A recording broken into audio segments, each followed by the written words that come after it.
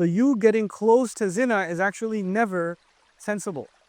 It's not visible. You can't point at it and say, you're in the field. You can't. You can only tell that for yourself because you're going to feel the pull. The only one who can tell is you who's feeling the pull. On the outside, nobody will be able to point to you and say, you're doing something wrong. The only time they can point to you and say they're doing something wrong is when it's too late, you've already crashed. You understand? When the bad has already happened, when the crash has already occurred, that's when you can tell something bad has happened. Until then, it's all on you to recognize whether you're being sucked into the wrong direction or not. So it starts with something innocent. Okay. It starts with something innocent.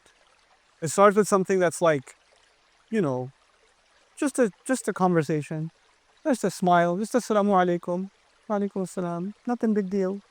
You guys are of the age now, you're going to become more and more curious about what you're worth, what your ratings are, and whether or not you get the kind of attention that you're hoping for. So you're going to make innocent conversation with a girl that you guys talk to, a girl at school, maybe a lab partner, maybe like a girl that sits the aisle over in the class. Hey, do you have yesterday's homework? Yeah. Wow, you have beautiful handwriting.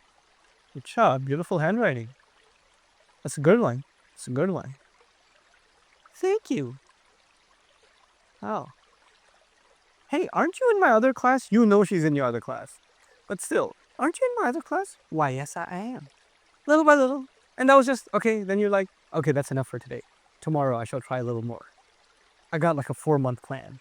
And it's innocent. And if somebody says, what are you doing? I just asked for homework. What? I didn't do anything. And somebody asked the girl, what are you doing? What? I just gave him my homework. What did I do? What? I didn't do anything. You just said I had nice handwriting. That's all. There's nothing. It's completely innocent. Nobody on the outside will actually be able to blame you that you did something evil or crooked. It can't be proven. All you will find out, though, is there's something going on deep inside you. There's a feeling. Nobody knows about except you. And that's the gravitational pull of zina. That little, tiny little feeling. It's very innocent and cute and fuzzy at first. Feels kind of good. Feel kind of like, tingly.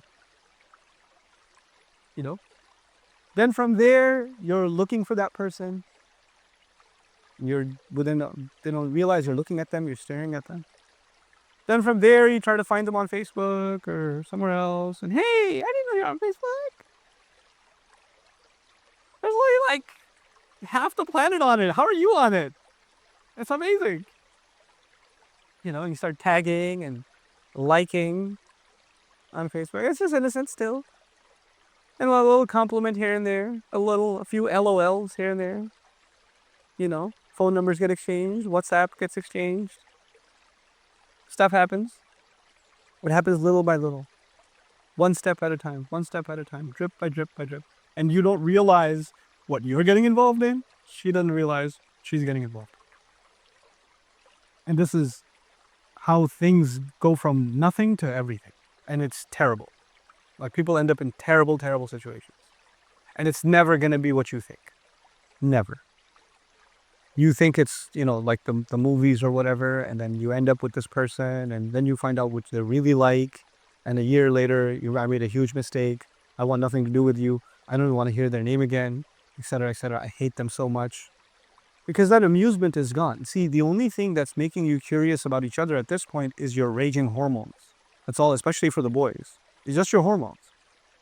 It's not genuine emotion. It's not, Allah, when He describes marriage, you know how He describes marriage? He describes you, men, as muhsinin, with a sad, not with a sin. Muhsinin with a sad. You know what ihsan is? Ihsan is to bring people into a fort. Like a military fort. He says men should have the intention of marrying women, and when they marry them, it's like they brought them inside a fort. Like they're going to protect them from everything.